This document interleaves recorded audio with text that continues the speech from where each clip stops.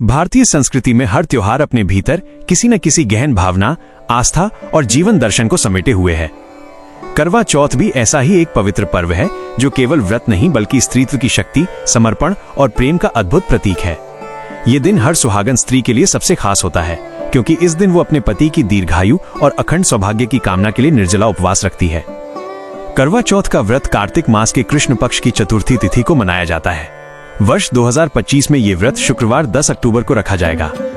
शास्त्रों के अनुसार चतुर्थी तिथि का प्रारंभ 9 अक्टूबर की रात्रि 10:54 से होगा और ये 10 अक्टूबर की शाम 7:38 बजे तक रहेगी। पूजा का शुभ मुहूर्त 10 अक्टूबर को शाम 6:06 से 7:19 तक रहेगा, जबकि चंद्रोदय का समय रात 8:34 बजे का बताया गया है। इसी समय चंद्रमा के दर्शन कर महिलाएं अपने व्रत का पारण करेंगी। सुबह सूर्योदय से पूर्व ही महिलाएं सर्गी ग्रहण करती हैं। सर्गी का अर्थ है वो आहार जो सास अपनी बहू को प्रेम पूर्वक देती है ताकि वो पूरे दिन बिना जल के भी सहजता से व्रत रख सके। सूर्योदय के बाद से लेकर चंद्रोदय तक महिलाएं जल तक का सेवन नहीं करती। ये केवल संयम का नहीं बल्कि आत्मबल और विश्वास का प्रतीक होता है।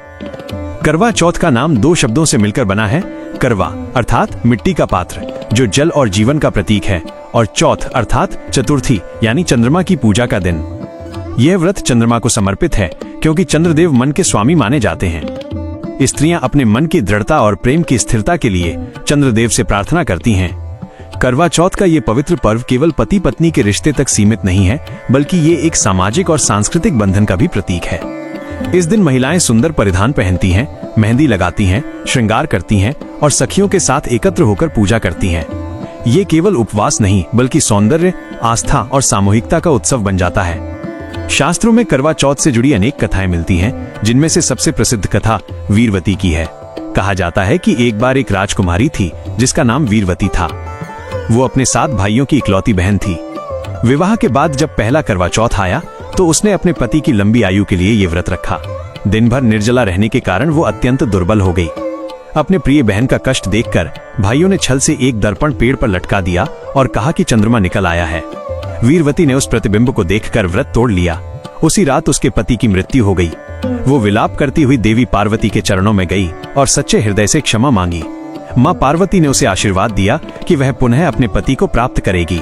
तभी से यह व्रत स्त्रियों के लिए अटूट सौभाग्य का प्रतीक बन गया। इस कथा का मर्म यही है कि सच्ची श्रद्धा, तपस्या और विश्वास से असंभव भी संभव हो जाता है। यह व्रत केवल पति की लंबी आयु के लिए नहीं बल्कि दाम्पत्य जीवन की पवित्रता और एकता के लिए भी किया जाता है। जब पत्नी अपने प्रेम, निष्ठा और तप से पति के जीवन में शुभता लाती है तब वो केवल गृहलक्ष्मी नहीं रहती बल्कि अर्धांगिनी का अर्थ सार्थक करती है। पूजा के समय महिलाएं करवा में जल भरती हैं, उसमें थोड़े चावल और अक्षत डालती हैं। वे करवा को धरती पर रखकर दीप जलाती हैं और चंद्रमा को अर्घ्य देने से पूर्व देवी गौरी और गणेश जी की पूजा करती हैं। फिर वे छलनी के माध्यम से चंद्रमा और अपने पति का दर्शन करती हैं। ये प्रतीक है इस बात का कि पत्नी का दृष्टिकोण जीवन के हर सुख दुख में पति के साथ जुड़ा रहता है। छलनी के जाल से झांकता हुआ चांद जैसे बताता है कि प्रेम में भी संयम और विश्वास का तंतु होना आवश्यक है। व्रत केवल धार्मिक नहीं बल्कि मनोवैज्ञानिक दृष्टि से भी अत्यंत शक्तिशाली है। यह व्रत आत्मनियंत्रण, धैर्य और त्याग की शिक्षा देता है। जब एक स्त्री पूरे दिन बिना जल के रहकर भी अपने चेहरे पर मुस्कान रखती है तो वो इस बात का प्रतीक बन जाती है कि प्रेम में सबसे बड़ा बल सहनशीलता है। विज्ञान के अनुसार भी इस दिन का समय विशेष होता है। चंद्रमा का गुरुत्वाकर्षण बल मनुष्य की भावनाओं को प्रभावित करता है। इस दिन उपवास रखने से शरीर की जैविक लय संतुलित होती है और मन में स्थिरता आती है। प्राचीन ऋषियों ने इस तिथि को केवल धार्मिक नहीं बल्कि प्राकृतिक ऊर्जा के संतुलन के रूप में भी देखा था। आज के आधुनिक युग में जहां जीवन की गति तेज हो गई है, वहां करवा चौथ जैसे पर्व हमें ये स्मरण कराते हैं कि रिश्तों की गहराई केवल शब्दों या उपहारों से नहीं बल्कि आस्था और भावनाओं से बनती है। पति पत्नी के बीच का ये अनकहा प्रेम, ये मौन संवाद ही करवा चौथ को आज भी जीवित रखे हुए है। भारत के हर राज्य में करवा चौथ का रंग थोड़ा अलग होता है। कहीं ये पंजाबी परंपरा के रूप में मनाया जाता है जहां गीता पाठ और करवा गीत गाए जाते हैं, तो कहीं राजस्थान और उत्तर प्रदेश में इसे देवी गौरी की पूजा के साथ जोड़ा जाता है। लेकिन हर जगह इसका सार एक ही है, अखंड सौभाग्य की कामना। कहते हैं जब स्त्री करवा चौथ का व्रत करती है तो केवल अपने पति के लिए नहीं बल्कि उस प्रेम के लिए करती है जो उसे संसार की सबसे मजबूत भावना बनाता है। ये व्रत उस त्याग का प्रतीक है जिसमें एक स्त्री अपने सुख को भी न्योछावर कर देती है उस जीवन के लिए जो उसके प्रेम का आधार है। चंद्रोदय के क्षण में जब पूरा आकाश उजला हो जाता है और स्त्रियां छलनी से चंद्रमा को देखती हैं, तब वो दृश्य केवल सुंदरता नहीं बल्कि भक्ति का चरम होता है। उस पल में उनकी आंखों में केवल चंद्र नहीं बल्कि प्रेम, आस्था और विश्वास का उजाला झलकता है। वो पल ऐसा होता है जब समूचा आकाश मानो उनके प्रेम का साक्षी बन जाता है। करवा चौथ हमें ये सिखाता है कि सच्चा प्रेम वो नहीं जो हर दिन कहा जाए, बल्कि वो है जो हर कठिनाई में निभाया जाए। ये पर्व हमें याद दिलाता है कि रिश्ते तभी पवित्र रहते हैं जब उनमें त्याग, विश्वास और सच्चाई का संगम हो। इसलिए जब 10 अक्टूबर 2025 को करवा चौथ का चांद आसमान में उदय होगा, तब न केवल आकाश में एक सुंदर दृश्य उभरेगा, बल्कि धरती पर हजारों स्त्रियों की श्रद्धा का प्रकाश भी उस चांद को आलोकित करेगा। ये दिन हर उस रिश्ते का प्रतीक है जिसमें प्रेम की पवित्रता है, विश्वास की शक्ति है और आस्था की गहराई है। करवा चौथ केवल एक व्रत नहीं बल्कि ये वो संकल्प है जो स्त्री के भीतर के दिव्यत्व को प्रकट करता है। ये बताता है कि सच्चा प्रेम ईश्वर की तरह अदृश्य होते हुए भी सबसे अधिक अनुभव किया जा सकता है। ये दिन हर महिला के लिए एक स्मरण है कि वो केवल किसी की पत्नी नहीं बल्कि स्वयं में शक्ति, श्रद्धा और सौंदर्य का साक्षात रूप है। अंत में यही कहा जा सकता है कि करवा चौथ हर युग में अपनी प्रासंगिकता बनाए रखेगा, क्योंकि जब तक प्रेम और आस्था जीवित है तब तक ये पर्व भी जीवित रहेगा। मासिक धर्म के चौथे दिन पूजा करना उचित है या नहीं? भारतीय संस्कृति और परंपरा में पूजा पाठ का बहुत ही महत्वपूर्ण स्थान है। पूजा केवल देवताओं को प्रसन्न करने का साधन नहीं है, बल्कि ये आत्मशुद्धि, मानसिक शांति और आध्यात्मिक उत्थान का मार्ग भी है। जब हम पूजा की बात करते हैं तो उसमें शुद्धता, एकाग्रता और नियमों का पालन अनिवार्य माना गया है। इसी क्रम में महिलाओं की मासिक धर्म, पीरियड्स की अवस्था हमेशा से चर्चा और विवाद का विषय रही है। एक ओर शास्त्रों और परंपराओं में कुछ प्रतिबंध बताए गए हैं, वहीं दूसरी ओर आधुनिक समय में समाज और विज्ञान ने कई नए दृष्टिकोण प्रस्तुत किए हैं। मासिक धर्म को लेकर महिलाओं के मन में कई प्रश्न उठते हैं। विशेषकर ये सवाल कि मासिक धर्म के चौथे दिन पूजा करना उचित है या नहीं, सदियों से लोगों के मन को उलझाए हुए है।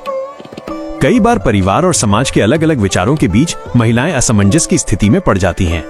कहीं कहा जाता है कि मासिक धर्म के दौरान पूजा करना वर्जित है, तो कहीं ये तर्क दिया जाता है कि ये एक प्राकृतिक प्रक्रिया है और इसमें किसी तरह का धार्मिक अपवित्रता का दोष नहीं है।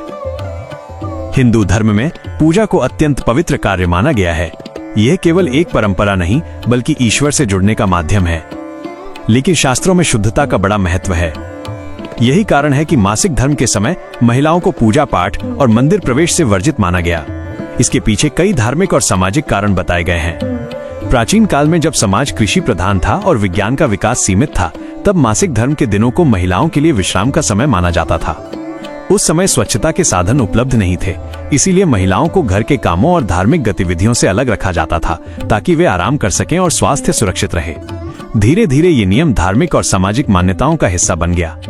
मासिक धर्म के चौथे दिन पूजा करने का प्रश्न इसलिए भी उठता है क्योंकि कई परंपराओं में चौथे दिन को शुद्धि का दिन माना गया है। कुछ घरों में नियम है कि चौथे दिन स्नान करने के बाद महिला को सामान्य कार्यों में शामिल कर लिया जाता है। वहीं कुछ स्थानों पर 7वें दिन तक इंतजार करने की परंपरा है। ऐसे में महिलाओं को यह समझना मुश्किल हो जाता है कि सही क्या है। यदि हम धार्मिक दृष्टि से देखें तो धर्मशास्त्रों में इस विषय पर अलग अलग विचार मिलते हैं। कुछ शास्त्रों में कहा गया है कि मासिक धर्म के दौरान स्त्रियों को पूजा पाठ, व्रत, उपवास और मंदिर दर्शन नहीं करना चाहिए, क्योंकि ये समय शरीर की शुद्धि और विश्राम का समय है। वहीं कुछ ग्रंथों और आधुनिक संतों ने यह भी कहा है कि ये प्राकृतिक प्रक्रिया है और इसमें किसी तरह की अशुद्धि नहीं है। ईश्वर ने स्त्री को ये क्षमता दी है, इसलिए इसे दोष मानना अनुचित है।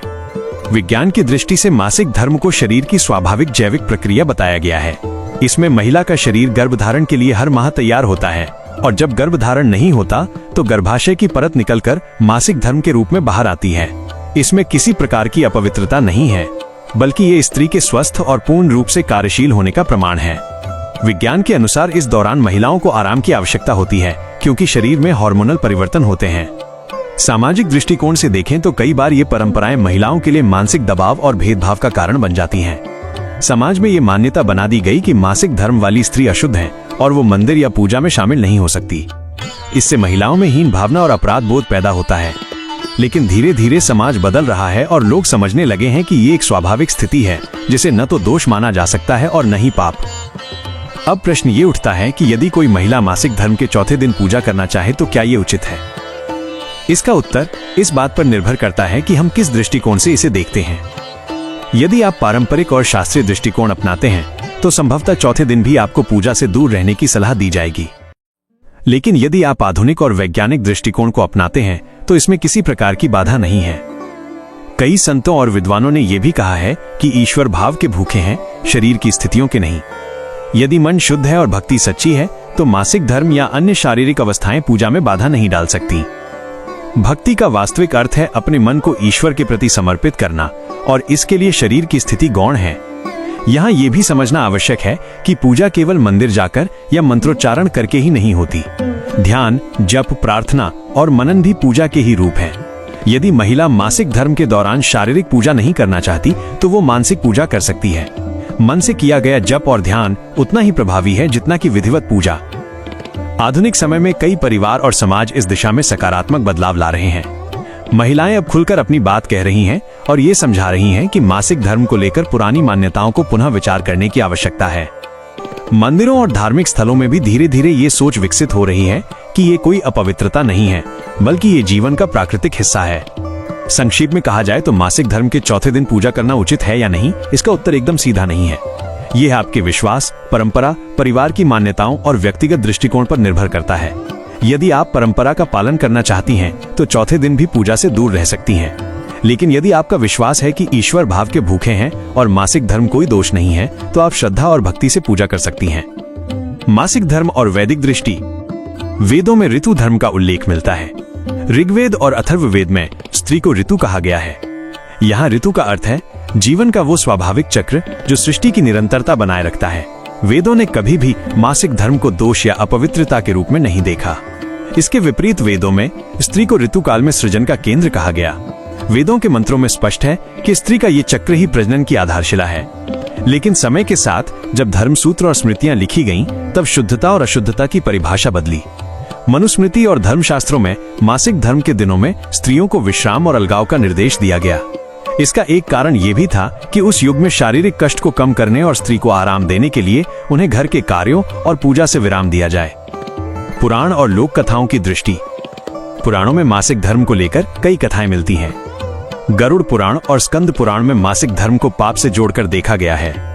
एक प्रसिद्ध कथा यह है कि इंद्र ने जब ब्रह्म हत्या का पाप किया तो उसका बोझ 4 भागों में बांटा गया, स्त्रियों, वृक्षों, जल और पृथ्वी पर। स्त्रियों को मासिक धर्म उसी पाप का फल बताया गया। ये कथा प्रतीकात्मक है। इसे यदि प्रतीक के रूप में समझें तो स्त्री का मासिक धर्म वास्तव में सृजन की निरंतरता का प्रतीक है। लेकिन सामाजिक दृष्टि से इसे पाप का रूप मान लेने से स्त्रियों को हीन भावना में धकेल दिया गया। दूसरी ओर शक्ति परंपरा में स्त्री को देवी का स्वरूप माना गया है। देवी भागवत और तांत्रिक ग्रंथों में कहा गया है कि स्त्री हर अवस्था में पवित्र है क्योंकि वो स्वयं प्रकृति है। माँ काली, माँ दुर्गा, माँ पार्वती, ये सभी शक्तियाँ स्त्री के रूप में प्रकट होती हैं। ऐसे में मासिक धर्म को दोष मानना देवी स्वरूप स्त्री का अपमान है। तंत्र और शक्ति पूजा का दृष्टिकोण। तंत्र शास्त्र ने मासिक धर्म को किसी प्रकार की अपवित्रता नहीं माना। इसके विपरीत तंत्र में इसे शक्ति का प्रतीक माना गया। कई तांत्रिक साधनाओं में तो रजस्वला स्त्री को देवी का स्वरूप मानकर पूजा करने की परंपरा भी रही है। तंत्र का सिद्धांत कहता है कि प्रकृति की हर अवस्था दिव्य है। स्त्री का मासिक धर्म भी प्रकृति की वही शक्ति है जिससे सृष्टि चलती है। इसलिए इसे न तो दोष माना जा सकता है और न ही अशुद्ध। विभिन्न क्षेत्रों की परंपराएं। भारत विशाल है और यहाँ हर क्षेत्र की अपनी अपनी परंपराएं हैं। दक्षिण भारत के कुछ हिस्सों में मासिक धर्म वाली स्त्रियों को पूजा और धार्मिक कार्यों से दूर रखा जाता है। लेकिन केरल के अट्टुकल भगवती मंदिर में अट्टुकल पोंगल उत्सव में महिलाएं लाखों की संख्या में शामिल होती हैं और वहां ये भेदभाव नहीं किया जाता। पूर्वोत्तर भारत के कई जनजातीय समाजों में मासिक धर्म को दोष नहीं माना जाता। वहां स्त्रियां इस अवस्था में भी सामान्य जीवन जीती हैं और धार्मिक अनुष्ठानों में भाग लेती हैं। नेपाल और हिमालयी क्षेत्रों में कभी कभी रजस्वला स्त्रियों को अलग झोपड़ियों में रखा जाता है, जिसे छौपड़ी प्रथा कहा जाता है। ये प्रथा आज भी कई जगह मौजूद है, लेकिन धीरे धीरे इसे खत्म करने के प्रयास हो रहे हैं। विज्ञान और स्वास्थ्य पर गहन विश्लेषण। आधुनिक विज्ञान ने मासिक धर्म की सच्चाई को स्पष्ट किया है। ये एक हार्मोनल प्रक्रिया है जिसमें गर्भाशय की परत टूटकर बाहर आती है। ये स्त्री के शरीर को हर माह नए जीवन के लिए तैयार करती है। इस समय महिलाओं को अक्सर थकान, दर्द और असहजता होती है। यही कारण था कि प्राचीन काल में उन्हें विश्राम का समय दिया जाता था। लेकिन विज्ञान ये भी कहता है कि इसमें किसी तरह की अपवित्रता नहीं है। ये उतना ही सामान्य है जितना कि सांस लेना या भोजन करना। इस दृष्टि से देखें तो मासिक धर्म के चौथे दिन पूजा करने में कोई बाधा नहीं है, बल्कि यदि महिला स्वस्थ महसूस करती है तो वो मन से पूजा कर सकती है। आधुनिक समाज और स्त्रियों की भूमिका। आज का समाज बदल रहा है। महिलाएं हर क्षेत्र में आगे बढ़ रही हैं। वे डॉक्टर, वैज्ञानिक, पायलट, सैनिक और नेता बनकर देश चला रही हैं। ऐसे में ये मानना कि मासिक धर्म के कारण वे अशुद्ध हो जाती हैं, न केवल गलत है बल्कि उनके आत्मविश्वास को चोट पहुंचाता है। कई आधुनिक संत और विद्वान भी कहते हैं कि ईश्वर ने स्त्री को एक क्षमता दी है तो इसे दोष कहना उचित नहीं। ईश्वर को भावप्रिय है, शरीर की स्थिति नहीं। चौथे दिन पूजा का व्यावहारिक पक्ष। यदि परंपरा के अनुसार देखा जाए तो चौथे दिन स्नान के बाद स्त्री सामान्य कार्यों में भाग ले सकती है।